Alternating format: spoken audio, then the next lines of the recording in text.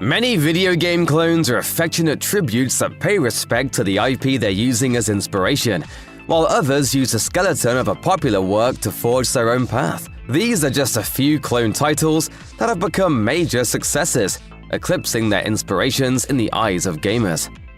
Let's go to a place where everything is made of blocks, where the only limit is your imagination. Zachtronic's Infinite Miner is a game in which a spelunking player must hunt through a block-based environment for crafting materials and to build new structures. And all of it is rendered in a quirky, pixelated art style. If you think that sounds a whole heck of a lot like Minecraft, boy do we have news for you. Minecraft began life as a zombie game with the working title of Ruby Dung. Though creator Marcus Notch Persson was enjoying his time tinkering with it, the project wasn't quite coming together.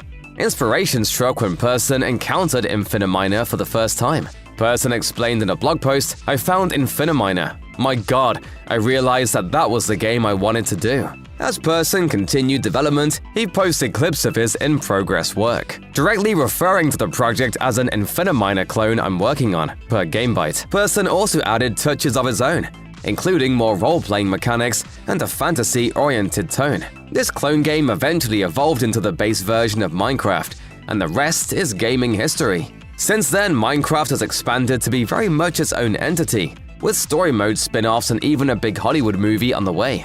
As explained by Infinite Miner creator Zach Barth in his book Zach-like, "I believe that Minecraft is a very different game that I would never have made. But on the other hand, it's obvious how Infinite Miner directly inspired Minecraft, which makes it easy to conflate the two, especially when other people treated me like I'd somehow been wronged. These feelings were somewhat exacerbated by the fact that Minecraft went on to earn billions of dollars. However, Barth added, quote, "Weirdly, I'm kind of proud of it now."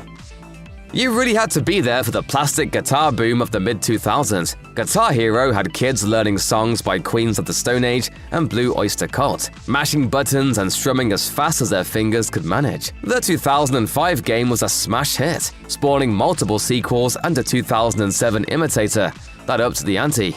An imitator developed by the same folks who made Guitar Hero. After development of Guitar Hero was handed over to Neversoft following the first two games, original developer Harmonix began work on Rock Band.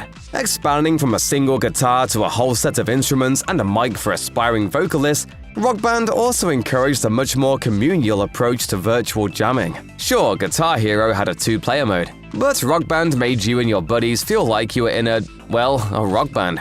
Comparisons were wholly inevitable, with Forbes calling Rock Band a shameless knockoff of Guitar Hero. Thankfully, the game ended up being so much more than that. Rock Band was released to positive reviews and huge sales figures. At one point, EA was concerned that the company wouldn't be able to produce enough copies of the game to meet holiday shopping demands. The parent series quickly took notes, with Guitar Hero expanding to more instruments in later games. You've been selected to receive the sneak peek about a phenomenon called Pokémon. No one is discounting the influence and popularity of Pokémon.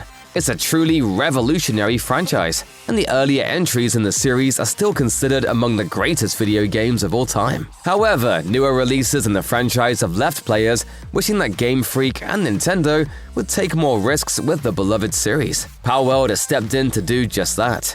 Palworld has also proven to be one of the more controversial indie games in recent history. Though some have accused the Pokémon with Guns open world title of stealing ideas and assets from the beloved monster-catching franchise, defenders of Palworld developer Pocket Pair have maintained that this game is more of a loving homage. While it's true that some of the creature designs may veer wildly close to recognizable Pokémon, Palworld really uses the former's capture and battle mechanics as a starting point for a base building and resource gathering survival game. Reviews for the game have been mostly glowing, noting that Palworld has just as much in common with the likes of Fortnite and Rust as it does with Pokémon. Some longtime fans of the Pokémon franchise have even argued that Palworld exceeds recent official Pokémon games in terms of quality. Though it's still being expanded while in early access, the game's survival mechanics already allow players to do so much more than some of the more narrow-minded mainline Pokémon entries. It's still difficult to top the Game Freak franchise's early years,